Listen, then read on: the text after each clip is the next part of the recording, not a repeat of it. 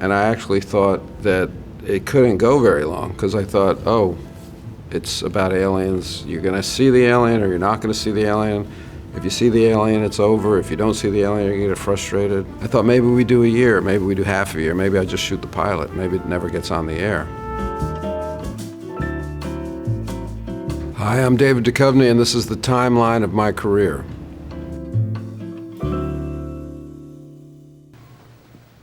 Coop.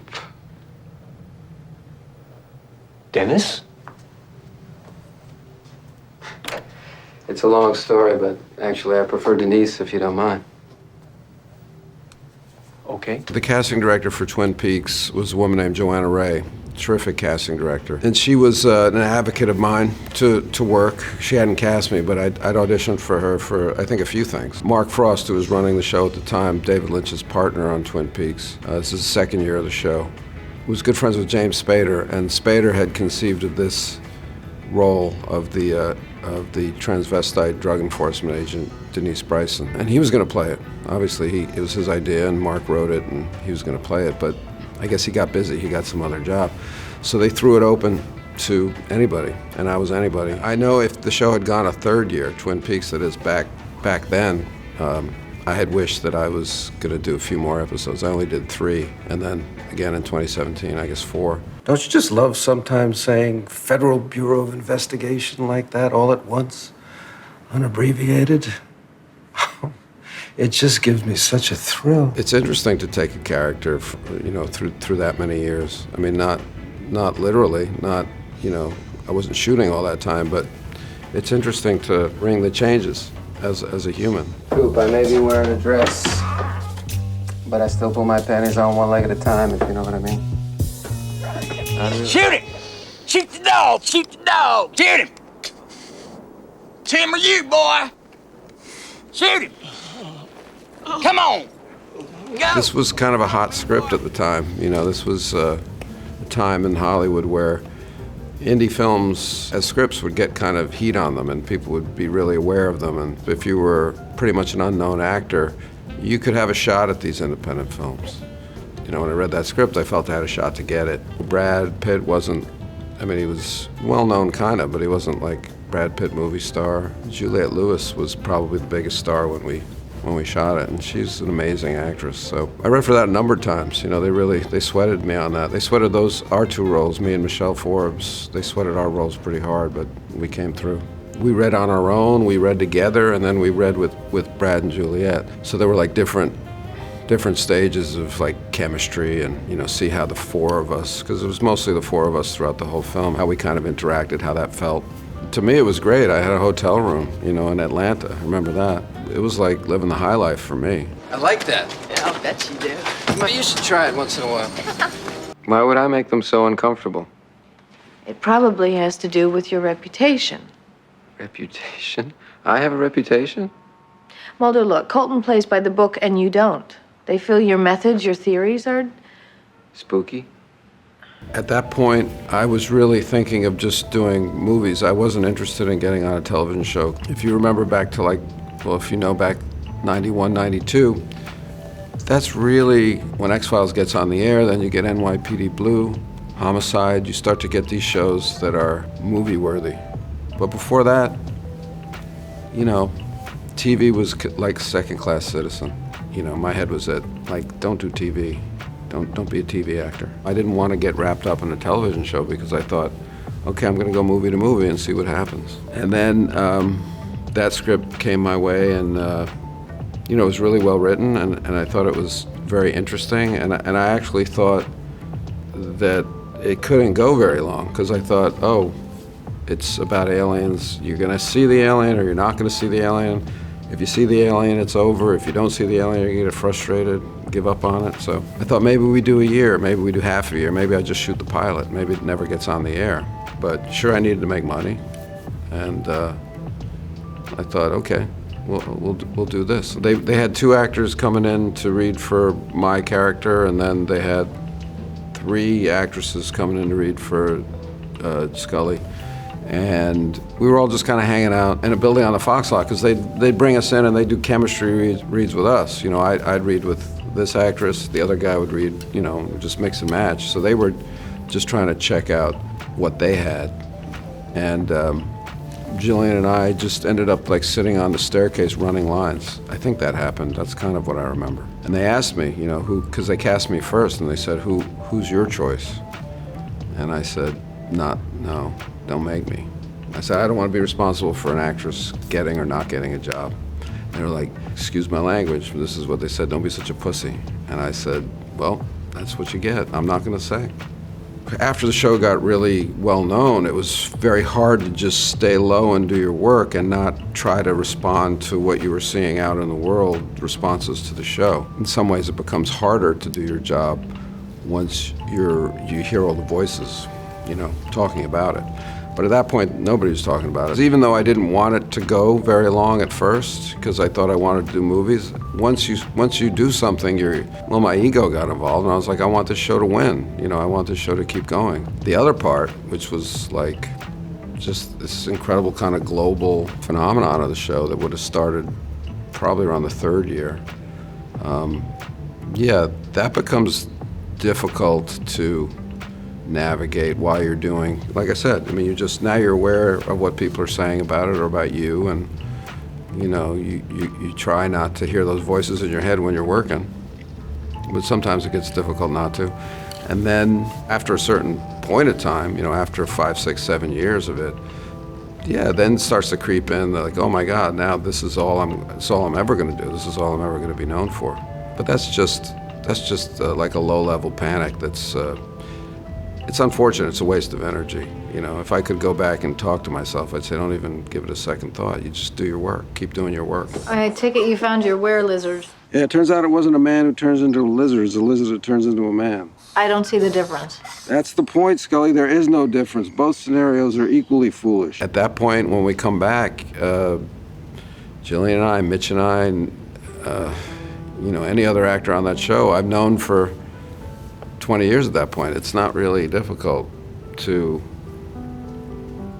accept that into your consciousness when you're playing it. Yes, I'm playing the character, but when I look across, I'm looking at Jillian or I'm looking at Mitch, it's not hard to, I've got 20 years with that person. It's not, that you read it, you feel it. If you let it happen, it's just there, so that's easy. Put on my blue suede shoe. I know that hand. It was in the fall 1973 Bulova watch catalog. You're J.B. Pruitt, the world's greatest hand model. Once upon a time. He had sent the script to Taya, my wife at the time, Taya Leone, and for a part. And I think I saw the script lying around, and I said, what's that? She said, it's a Ben Stiller movie they want me to do. And I was like, how come they don't want me to do a Ben Stiller movie? I don't want to do a Ben Stiller movie. So I was like, let me read it. So I read it. I don't know if I knew Ben yet. Maybe I did. But I got in touch with him somehow, and I said, hey, I want to be in your movie. And they got back to me. He got back to me and said, you can do one of these two roles. You can play his brother, the role that Vince Vaughn plays, or you can be the hand model guy. And I was like, oh, clearly, I want to be the hand model. I wanted to have no hair and to be somewhat overweight. I'm so uptight. We went to the whole trouble of getting myself a piece made, like a bald wig. And it ended up being not very different. I wanted to be like bald all the way and like have a long ponytail, just like a real conspiracy dude. And it ended up being, I doubt you can even tell it's a piece. It's not that different. It was gray, but it wasn't that different. And then I wore like fat pads. I'm not sure if that's even recognizable, but that was my conception for that. That was my aesthetic for that. I had reams of like expositional dialogue. And then, I tell Derek everything that's happened in the world and why it's male models, and then he says, But why male models? You serious? I just told you that. I think that's the only improv moment. The rest is, it's written. It's like, I'm like just talking the whole time, and God knows there was a ton of pre-production and all that fashion and stuff, and Ben was super hands-on with all that stuff. Like, that was a heavy conceptual, visual look and a visual style of the filmmaking. And I think those decisions had been made, that heavy lifting had been done before. I mean, that's a tough lift to be Derek Zoolander and to direct that film. Models don't think for themselves. They do as they're told. That is not true. Yes, it is, Derek. Okay. Market for, say, I don't know, adult diapers, and some poor incontinent soul walked by who obviously needed them a lot more than I did, I would surrender those diapers. Good to know, asshole. Everything okay? No, this guy's being a total dick. He's trying to steal my tampons. What the fuck's wrong with you? Why do you want to steal a woman's tampons? I wasn't trying to steal her tampons. I was trying to buy them. The reason that project was attractive to me at first was because I had been wanting to do comedy. If I was going to go back to television, I didn't want to play a detective or a cop or a law enforcement guy. Certainly wanted to stay away from science fiction. I was longing for like the comedies of the 70s and the comedies of the time. I don't know, what is this, 2007? I don't know, you'd have to look at the box office, but it's a lot of Jim Carrey, it's a lot of Ben. It's maybe Steve Carell at that point, I'm not sure. I don't say this to denigrate any of them, they're fantastic, but they're like childish. They're like, or, do you say nerd? I mean, I don't know, it's a different kind of a comedy. It's like, it's not Warren Beatty, it's Jim Carrey. So I'm looking at, not to say I'm Warren Beatty either, but I'm looking at those kind of comedies. How can I do that? Where's that? It's not in the movies, I'm not seeing it. Oh, look at this thing. Wow, that's an adult guy. He's having adult situations. He's being funny in a way that's not goofy and childish. Maybe he's immature, but he's not a man-child. You know, all these guys were like, these were like man-child parts. I didn't want to go back to TV again, but I'm gonna do this guy, because this is what I wanted to do. This is the kind of comedy I wanted to do. And the fact that it was diametrically opposed to, or on the other side of the spectrum to Mulder was a bonus, you know, in my mind. He's a truth teller, you know, he's to his own detriment. He just speaks his mind all the time. And that's always fun. I mean, because that doesn't really exist in life. You know, X-Files, like I said, action, painstaking, long hours, little bits, little bits, little bits. Californication was looser, somewhat improvisational, not really, but just quicker, not a lot of attention given to the visuals. You know, it's all about the feeling and the performance and the actors, really. And that was, to me, that was like, this is what I wanted. Like, let's do the human part of this. People remember Hank. I mean, I prefer that people know my name, my actual name, you know, if they want to yell a name at me, but, you know, I'll take Hank or Mulder, right? It works. We're here to see about the Porsche, okay? You're selling, Rick's looking to buy. We set this up last night, remember? Yes, I remember now. Can we reschedule? I've got a comatose stripper in my bed. See, Rick, the last couple times she was out all night, she was out with you, so... Get the hell away from me, man. You hear me? Just... She just... I don't know. She took off. By herself? No. This guy that I'm playing, he's kind of my age at the time, so he's maybe 50, and that means he was born in 1919, right? So I was like, oh, this is a different cat, you know? This is not a modern guy, you know, and he's a cop, but he's gonna have to have his mind opened by this show, by what he goes through. He's gonna have to come face to face with America in 1969. And I was like, that's a great journey. And it goes against a lot of who I am. So when I say this is not who I am, that's not necessarily something that's gonna make it difficult. It's something that made it attractive at that point. If we're just talking about TV, to go from like Californication, where it's, you got an anything goes guy, and now all of a sudden you're playing a button-down LAPD cop, you know? So if I was gonna react to Mulder by going to Moody, then I was reacting to Moody by going to Aquarius. It was interesting to me to go do this guy now. I like John McNamara, who's doing the show, a lot. He's a friend now. And I thought we made a great show, and I think it was right at the time Netflix was starting, and I think we probably should have been on Netflix, but instead we went on NBC, which said they wanted to have like cable-worthy kinds of dramas, but I'm not sure that was the right spot for it, because I think we got 2 years out of it, which was nice, but we had more story to tell. I mean, I know if we had 2 more years, we really could have gotten somewhere interesting, I think. That's a bit of an emptiness to me, if I look back on stuff that I've done, like that's a bit of a miss. I wish I could have done more. Would you please be careful? It's a Martin. It's a knockoff. Everybody was here. Thanks, Mikey. June? Yeah. The door was open. Do you always leave your door open? Never had a problem before. That's why I love it here. Amanda Peet, who's the creator of The Chair, she was on the X-Files second movie. And then we did a play together here in the city, and she just called out of the blue, probably last January or something, and said, hey, I'm doing this show. And I was like, oh, you're doing, that's fantastic. She created the show. I was like, oh, you're writing, that's great. She's really smart. I was just really happy she was, leading something. And she said, I want you to come and play, David Duchovny. And I said, well, what does that entail? And she said, well, kind of like what you did on Larry Sanders, where you're playing like an exaggerated, pompous version of yourself. You're kind of, everything is kind of true, like you're a writer and you're a musician, but you want to take this job at this university only to like get your PhD given to you rather than having to work for it. And at first I thought, well, let's do this, but let's change the name of the guy. And then she said, no, I think it works better if it's your name. And then eventually I was like, yeah, I think you're right. So that was it. And then she was just super cool, putting my books all over the sets. It just became like a running joke of the whole season. And I really had no idea it was going to have those kind of legs for the season. I did one day at work in Pittsburgh on the whole show. I had a wonderful time working with Sandra Oh and with Amanda, and was just happy that it all worked out for her. I've been thinking recently about finishing it, and filing for my PhD. Dr. David Duchovny. Maybe too much. When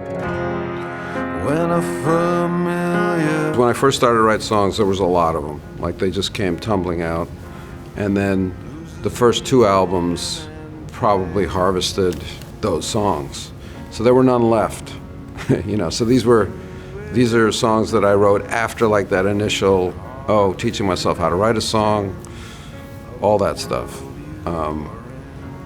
Maybe the first two albums are more cohesive emotionally and philosophically, and they represent the time when I started to write songs.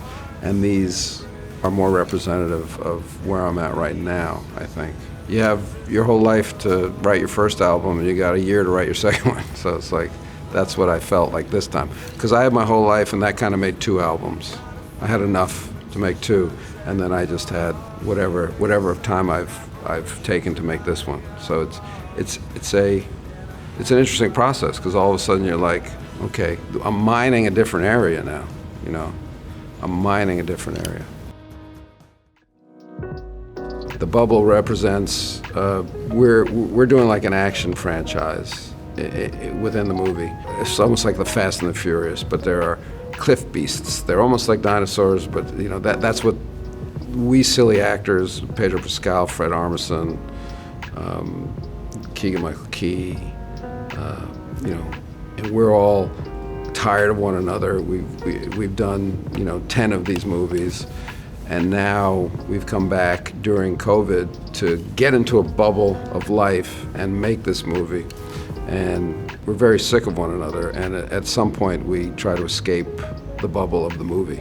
And the interesting thing for Judd anyway, I think, is that the parts of the movie that are cliff beasts, this franchise, they gotta look like as good as those movies. They gotta look that good. And so Judd's never really worked in that area where heavy CGI stuff. And he's just been sending me like the CGI stuff. It looks like one of those movies. It looks like, I never say Jurassic Park. We never say Jurassic Park, but it kind of looks great. I think that's really important. That's going to make the movie that much funnier, that the Cliff Beasts part of the movie is like, can go toe to toe with the actual franchise type movies. I never felt good where I was. I always felt like, what's next? That's a disease, It's like an actor disease or an artist disease. But that's the mindset. It's, so I'm doing the X-Files. What's after that? I don't know. So I was always thinking, what's next? And maybe not enjoying where I was at as much as I could have.